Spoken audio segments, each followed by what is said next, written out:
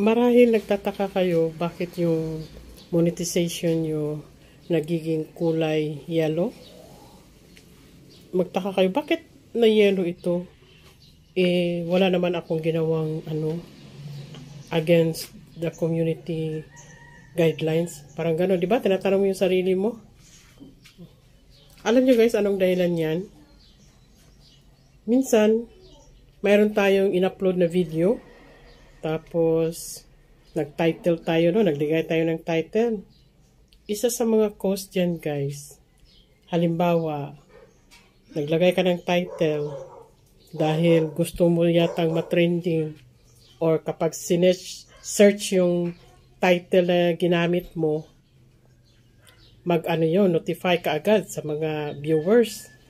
Posible talaga yan. Mag-notify talaga yan. Kasi, mga na sila kumbaga bigatin, mga hindi na basta-basta na mga vlogger, kumbaga sa branded pa, signature na yung mga pangalan nila. So, halimbawa guys, katulad ko, naglagay ako ng title, tapos ginamit ko yung pangalan ni babanggitin ko ito, but then I have no intention to gagamitin ko yung ngalan niya just for entertainment lang ito guys.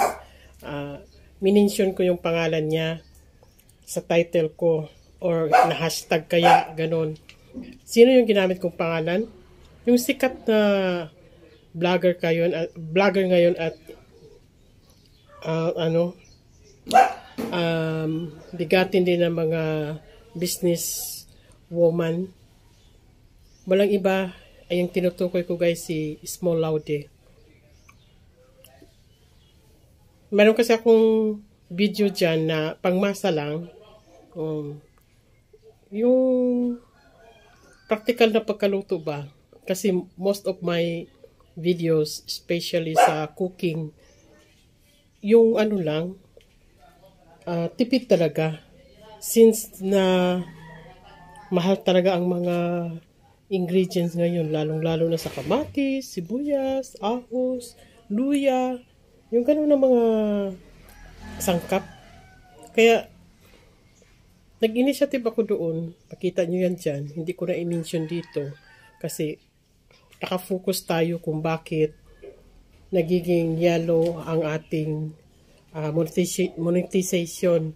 Ang ibig sabihin na yung naka-yellow, dollar siya, dollar sign. Unlimited lang yung monetization mo or ads mo, ganun. Limit lang. So, mas gusto natin yung naka-kulay green talaga na dollar sign, di ba? Kaya, paano yung tanggalin guys? Yung naka-yellow na dollar sign. Ang gagawin mo is back to your video kung saan ka yellow dollar sign, ulitin mo lang, i-edit mo yung title. Alisin mo yung pangalan. Katulad ko, inalis ko yung pangalan ni Small Laude. Kaya, nagiging kulay green dollar sign na siya. O, ganun lang guys. Huwag kayong magtaka kung bakit. Kasi lagi natin nakikita, bakit ito na yellow? Ganun. I-check nyo lang yung title nyo. Mayroon pa ako dalawa doon. I-check ko ulit. Maya i-edit ko. So, yun lang.